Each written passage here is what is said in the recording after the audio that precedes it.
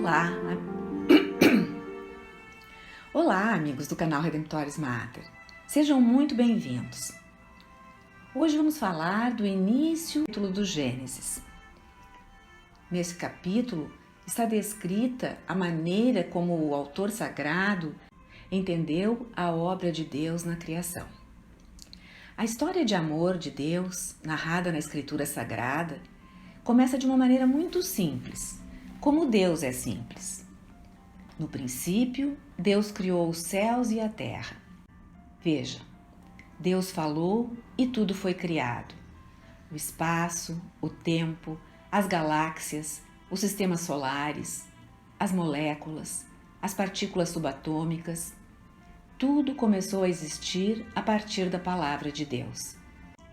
Esse versículo nos mostra como Deus é absolutamente superior, todo-poderoso, muito maior do que todo este universo que temos descoberto ao longo dos séculos, seja o macrocosmos, seja o microcosmos.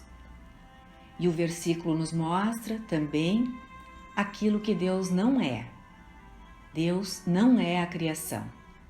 O que é a criação de acordo com Gênesis? Examinando o capítulo 1, vemos que Deus criou os céus e a terra. E isso significa que criou o mundo espiritual, dos anjos, e o mundo material, que virá a ser o habitat, a casa do homem. Poderíamos também chamar de reino espiritual e reino material. A palavra diz que a terra estava sem forma, informe e vazia. O resto do capítulo vai mostrar como Deus agiu, o seu plano e o seu poder para fazer surgir o cosmos do caos. Caos que a ausência de forma da terra e o fato de estar vazia estavam significando no versículo. Esse relato da criação segue um padrão bem definido. Nos 3 primeiros dias, Deus soluciona o problema desta terra sem forma, e nos 3 dias seguintes, o problema desta terra vazia. No primeiro dia, ao comando faça-se a luz e a divisão que ele ordenou entre dia e noite, o escritor sagrado quer mostrar como o tempo foi criado. No segundo dia, Deus fez os céus e mares, separando as águas superiores das inferiores. Estava formando o espaço.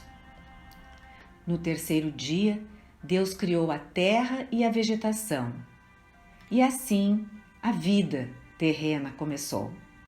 Com isso, estavam delineadas as 3 condições básicas para a existência humana: luz, água e comida. Então, no 4º dia, Deus fez o sol, a lua e as estrelas para administrar o dia e a noite, o reino temporal que tinha criado no primeiro dia. No 5º dia, Deus fez os peixes e as aves para ocupar o espaço que ele criara no 2º dia. No 6º dia, Deus fez os animais e o homem para administrar a terra e a vegetação, o bioma que ele criara no 3º dia. Esta correspondência perfeita entre os 3 primeiros dias e os 3 últimos dias demonstra que Deus criou primeiro a estrutura do universo e depois preencheu-a com os seres vivos. Esses paralelos revelam o esquema literário utilizado na narrativa da criação que Moisés usou para descrever a transformação da terra num ambiente adequado para a humanidade. Esse padrão do escritor sagrado é uma pista para entender como os israelitas compreenderam a narrativa da criação do Gênesis. Uma narrativa que, até agora, apontava o que Deus criou e por que Deus criou. Deus estava construindo uma casa para os filhos que iria criar no seu grande plano de amor. Segundo o filósofo Aristóteles, aquilo que o executor faz por último é a sua primeira intenção. Portanto, a meta de Deus era o ser humano. De fato, no versículo 26, podemos ler: Então Deus disse: façamos o homem à nossa imagem e semelhança. E no versículo 27 está escrito: Deus criou o homem à sua imagem, criou a imagem de Deus, criou o homem e a mulher. O que significa ser feito à imagem e semelhança de Deus? Em primeiro lugar, significa que a vida humana é sagrada e santa por si mesma, independentemente dos trabalhos que a pessoa faça, da sua aparência, inteligência ou produtividade. Toda pessoa é revestida dessa dignidade admirável e incomensurável. Em segundo lugar, significa que o trabalho tem um valor especial, porque o ser humano foi chamado a trabalhar a criação, antes já da queda original. É o que está no versículo 28. Deus disse: frutificai e multiplicai-vos, enchei a terra e submetei-a. Só depois do pecado é que ocorreu que o trabalho se tornou mais difícil para o homem. Em terceiro lugar, ser feito à imagem e semelhança significa que, assim como Deus, somos pessoas com um intelecto racional, uma vontade livre e uma capacidade única para amar. Somos formados de um corpo físico e de uma alma racional, diferentemente dos anjos ou dos animais. Os anjos são puro espírito, sabem amar, mas não se reproduzem. Os animais se reproduzem, sem amor.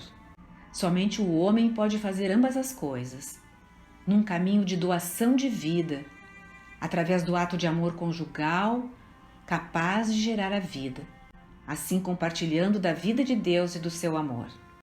Como famílias, todos os seres humanos são chamados a viver e amar como as três pessoas da Santíssima Trindade, o Pai, o Filho e o Espírito Santo.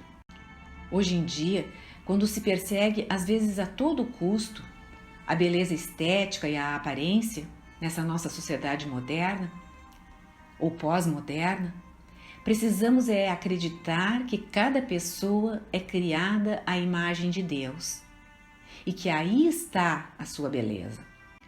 Mais adiante, no capítulo 5 do livro do Gênesis, no versículo 3, o escritor sagrado narra que Adão teve um filho, chamado Sete, um filho que ele gerou à sua semelhança, à sua imagem. As mesmas palavras usadas em Gênesis 1. E o significado é o mesmo em ambas as passagens, uma ajudando a compreender a outra. O significado é de uma referência à relação filial entre Deus e a humanidade. O ser humano, portanto, não é uma mera criatura, mas é dotado de filiação divina. Desde a criação, Adão estava na presença de Deus, que passeava com ele no jardim do Éden, à hora da brisa da tarde, como diz a Escritura. Estava face a face com o Pai amoroso. Sim, a diferença entre o Criador e a criatura é imensa, imensurável. Mesmo os anjos mais elevados são como apenas traços de poeira diante de Deus. Mas isso não deve afastar a compreensão e a alegria daquilo que a graça divina realiza em nós e como dela necessitamos. Por natureza, sim, somos criaturas e servos, mas pela graça fomos elevados a filhos amados. Fomos criados com uma natureza apropriada para uma vida temporária neste mundo. Uma natureza que nos capacita a viver, trabalhar e amar como Deus. E esta é a noção da lei natural, que se equivale à lei moral da aliança. Mas, com esta natureza natural, somos conectados a Deus pela graça divina, para participar eternamente de sua glória e amor, que fluem eternamente dentro da Santíssima Trindade. Essa é a lei divina, segundo Santo Tomás de Aquino. Lei natural e lei divina.